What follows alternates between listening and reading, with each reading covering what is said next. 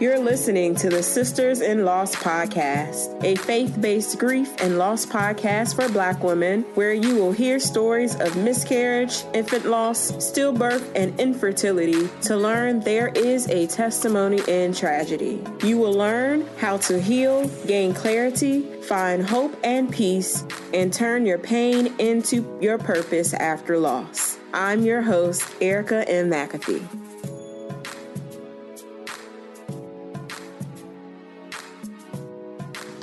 Welcome to episode 65 of the Sisters in Loss podcast.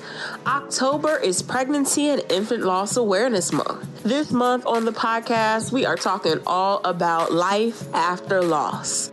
In today's episode, Keisha Wells is sharing on self-care after loss. Keisha experienced a second trimester loss of her twin boys in 2017. In this episode, we talk all about self-care after loss, how her loss pushed her to become a licensed professional counselor, and how she is eradicating injustices in pregnancy and birth experiences via educating women, particularly women of color, on their rights and assisting them in advocating for their emotional and physical well-being while working with medical professionals. Here is Keisha Wells. Thank you so much, Keisha, for being on the podcast. Oh, thank you so much for having me. I appreciate the work that you do, so I'm very happy to be here today. So I like to begin the podcast with you sharing a little bit about yourself and what you do. Okay, so I am a licensed professional counselor. I'm in private practice in Columbus, Georgia, and I've been in the field for 10 years now. And so my practice is transformation counseling services, and I primarily work with individuals dealing with grief and loss. That includes miscarriage, stillbirth, and infant loss. And I also work with moms who are experiencing postpartum depression and anxiety, as well as those who had traumatic birth experiences. Awesome. And we'll get more into what exactly you do and how you help people later on. But I really just want you to start us and really tell us about your journey to motherhood and tell us your loss story. Okay, so I am 11 years in my healing journey, living as a mother to twin angels, my sons Kyle and Kendrick. They were born prematurely at 23 weeks gestation on April 14th in 2007. So it's been a while, and they lived for a short time before they transitioned, but their lifetime has made a profound and positive impact on my life and so many others. So I actually went into labor on April 12th, and I was on bed rest in the hospital for 2 days before my sons were delivered. I had them by emergency C-section. And on the day that I learned I was in labor, I was not feeling well that morning prior to going to work. And as you and I both know, women, during pregnancy, we're prone to feel many different ways without necessarily being alarmed. And for me, having a twin pregnancy as my first pregnancy, I surely didn't know what to expect. But I went to work and I managed for most of the day. And just throughout the day, I started to kind of progressively just not, feel any better. And so that prompted me to call the doctor's office, and the nurse, she instructed me to go to the ER. And so my family and I went, and we headed to the emergency room. And at that time, I'm still not thinking that, anything catastrophic or life-threatening is going to occur. However, when we got to the ER, my contractions weren't detected on the monitor, but once the nurse manually checked me, she determined that I was indeed in labor. Mm-hmm. And so at this point, everything begins to move so fast, and I'm, laying on my back in the hospital bed, hooked up to so many different monitors, and everything is just kind of like becomes a blur. But I remember the doctor, he was not my physician, but the doctor on call came into the room and was just, very grim and telling me that my son's survival rate was going to be very low. And, he gave me all the statistics, just stating that my sons would not live. And if they did, it wouldn't be a miracle because of the potential birth defects and disabilities that they would have. So he was very grim and matter of fact. And I can think back on it right now. I just recall shaking inside of my body and feeling so cold and tense.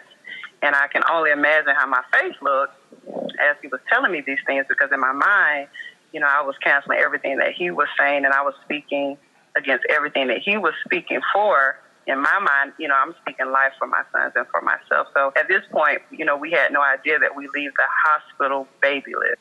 Wow. So what happened after then? Mm-hmm. So basically, the doctor, he did kind of assure me at the end of this initial talk that, he would do what he could to save my babies, but it didn't seem favorable. And the nurse, one of the nurses at the time, she was really encouraging, and she was telling me about moms, who were kind of like in my similar situation, and their babies were smaller than mine, but they actually, were able to survive. And so at this point, I remember my mom was just praying in the room, and I had a sense of peace, that we were going to be fine. And of course, we had a long road ahead of us, but we were going to, really just be okay. And of course, that didn't happen. So fast forward to April 14th, the morning of April 14th, I actually went into labor and was rushed into surgery. And that's where we had the emergency C-section. And so when I came to, I was in another hospital room and just kind of surrounded by family. And I remember, everybody was, in the room just kind of, sullen, kind of looking down, very quiet. And this is when the time when the doctor came to me, and she said that indeed that my boys, did not survive. And at this point, I just burst out into tears, and I just, was crying, but I cut it off, because everybody's in the room, and I just kind of cut that emotion off. And kind of looking back on it now, I realized that at the time that I was, that's when I detached and shut down. But we were able to spend time with my boys. We were able to take pictures and kind of have those precious and priceless moments there in the hospital. And then a couple weeks later, we were able to have a small service at a funeral home, and we did have a burial for them. So I'm so thankful that our families were able to coordinate that and work that out. And I wrote a poem for them that we buried them with, as well as some keepsakes. So I'm so glad that we honored their lifetimes in that tangible way. And it's because of that moment and that experience and that bittersweet life event is how I'm, here talking to you today to support mothers and families impacted by loss. And that's also, what's led me to work in this field now. Awesome. So tell us about your healing journey and how that really had impacted you to go back to school, get your grad degree, become a licensed professional counselor. So take us back on kind of that healing part of your journey.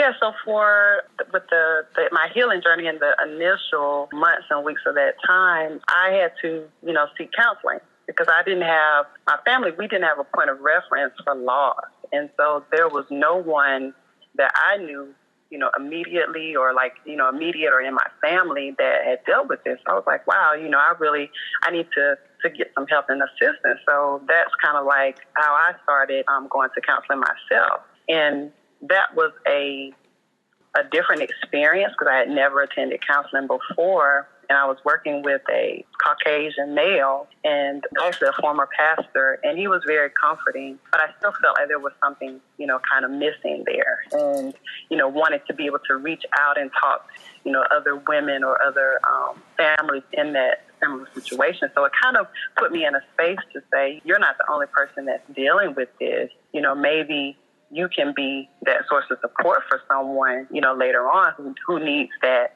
help with that assistance. Maybe someone needs to see someone who looks like you in that same situation, and maybe that can be healing for them.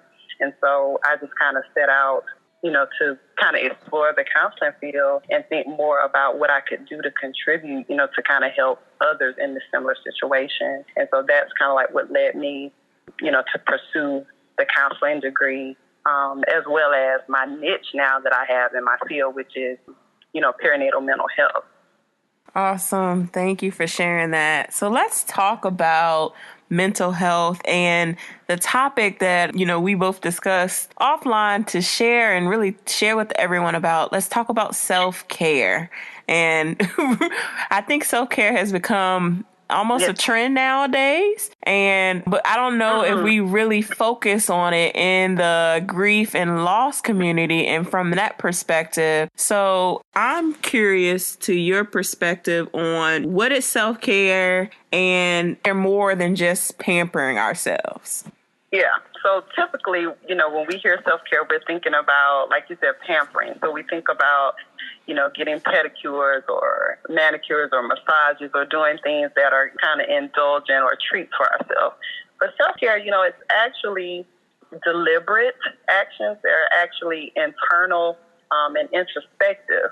So, self-care kind of goes deeper than some of the superficial behaviors there. And that includes, taking care of yourself via your mind, your body, and your spirit.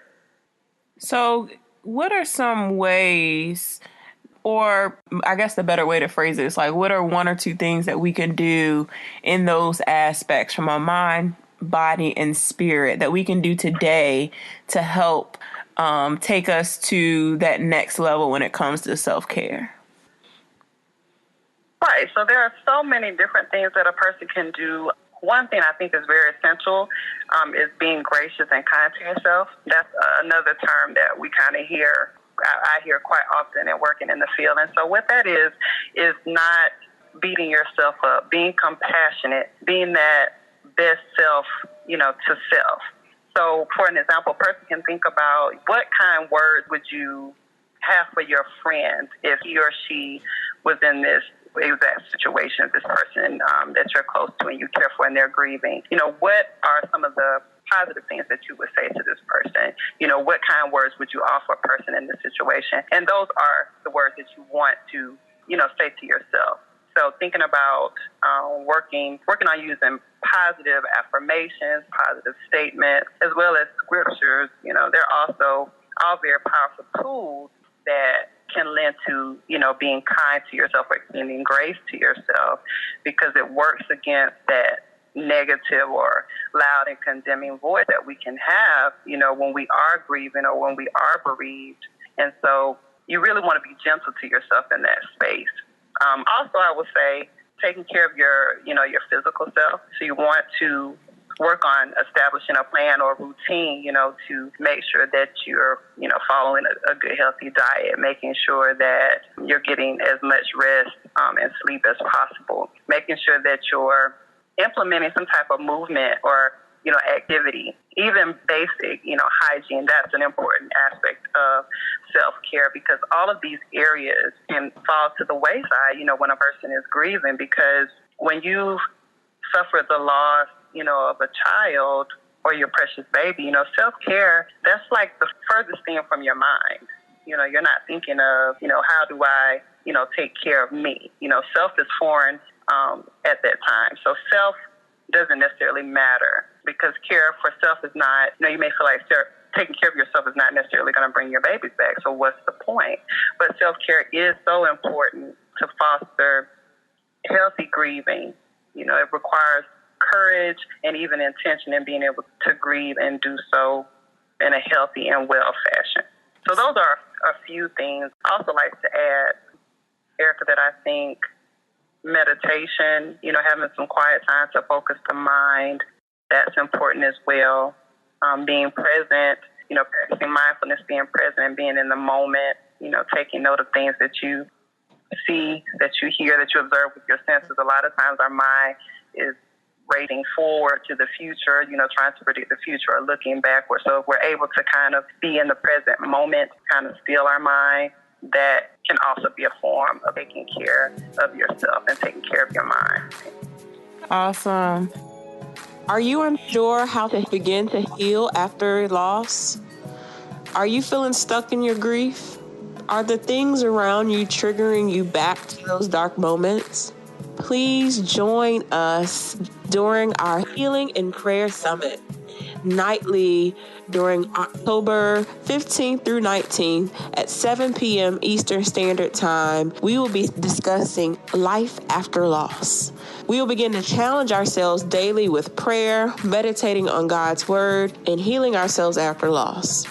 Join us as we discuss facing your pain, self-care after loss, journaling your pain, pain to purpose, and life after loss. To register for this free online summit, go to ericamcafee.com/summit. That's ericamcafee.com/SUMMIT to sign up for this powerful online healing. I hope to see you all there. So, and I think you answered this question already, but can you go a little bit deeper into why it is, or just based from your experiences, why is it so easy for people many of the women that are listening who have gone through a traumatic loss to neglect their self-care? Oh, yeah, sure. Because when you're in that space, you've lost your baby, or like we said, going through the traumatic loss, you don't essentially care about anything. Your vision for life and happiness, all of that has, in essence been shattered.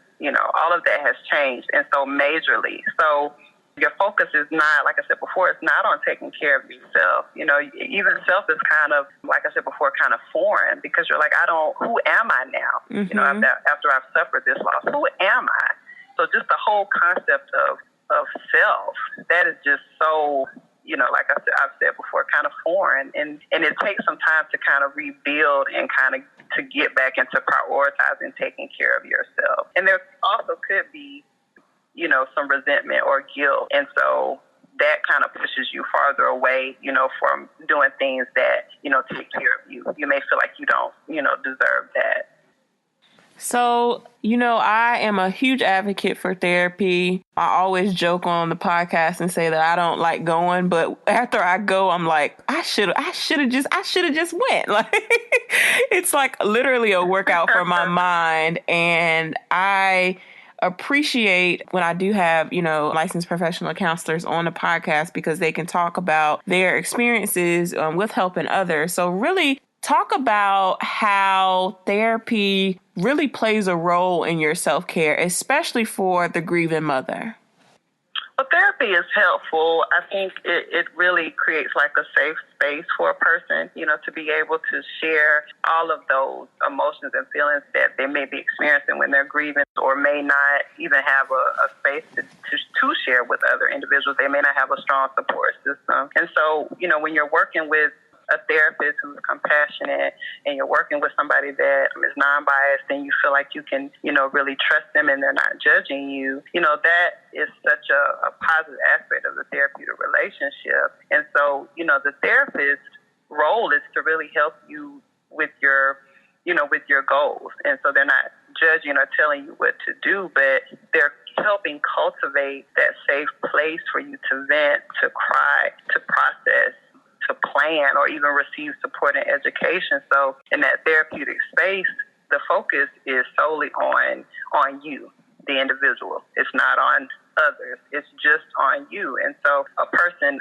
who's going to therapy, they can be themselves in that space and be unfiltered. And therapists, can also be helpful if you are having issues out session. For example, you may have challenges communicating your grief with your significant other. And so the therapist is able to provide a listening ear, but they can also give you some tools that you'll be able to use out of session to help you in creating dialogue around your hurt and creating dialogue around your loss.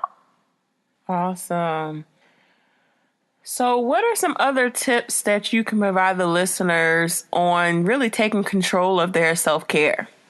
So there are a couple of things that I would like to add when you mentioned earlier about the two things that we could start doing today to take better care of ourselves. And so one other thing that I would like to add is forgiving yourself and others. I talked a little bit about it earlier with the guilt, but I think that is an important aspect of wellness for your mind and your spirit, is to be able to forgive yourself and others. And I know that, very heavy and deep word that takes time, but it does have a starting place.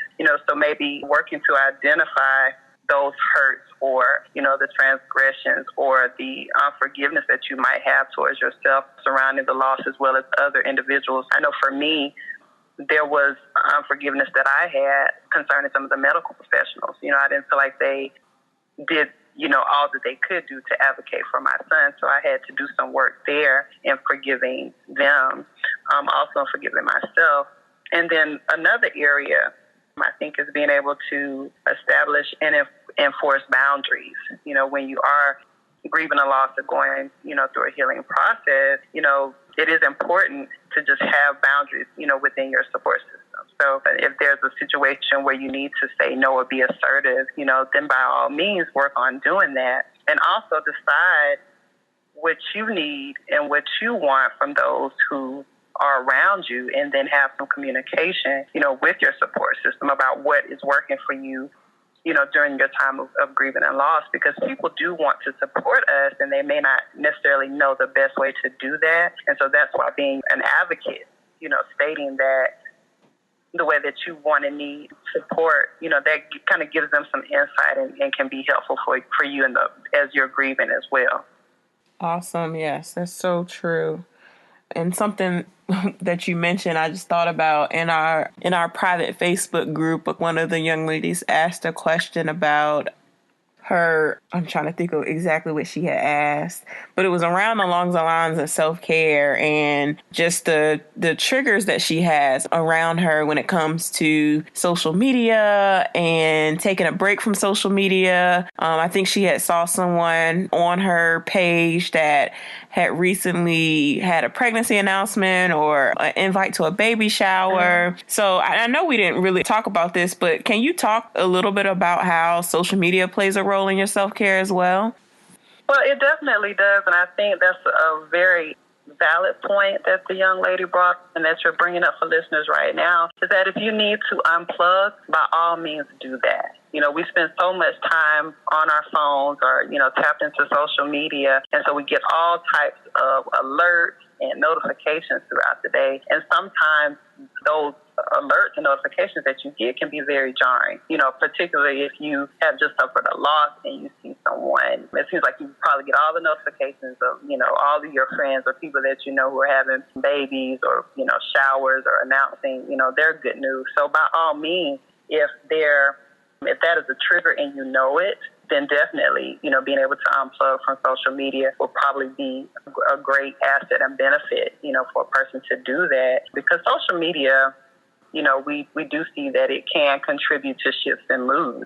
And like I said, we're so much on our phones and so tied into social media. So that is definitely, if a person knows that that's a trigger for them or that's an area that is causing an internal struggle or frustration for them, then definitely, step back and unplug. And you may have to, change some preferences in your news feed. If there's a person that may show or kind of let the world in on their pregnancy in every aspect, or any issue that really is a concern for you, may have to remove that person from your news feed or kind of unfollow so that you can have the peace of mind and not have anxiety, every time you open your phone once you get a notification, if you're going to see something that's going to kind of change your mood and not for the best.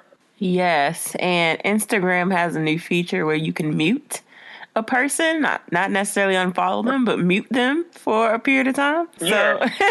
So you can do that on Instagram, and of course on Facebook you can unfollow them, but you don't have to unfriend them. So those are two little tidbits out there. So it's so important. It is.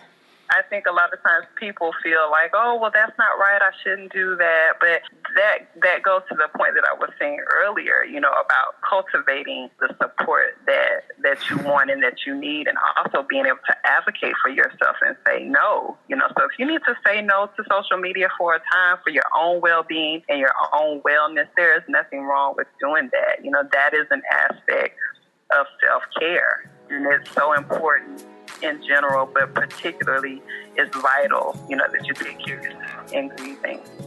Awesome.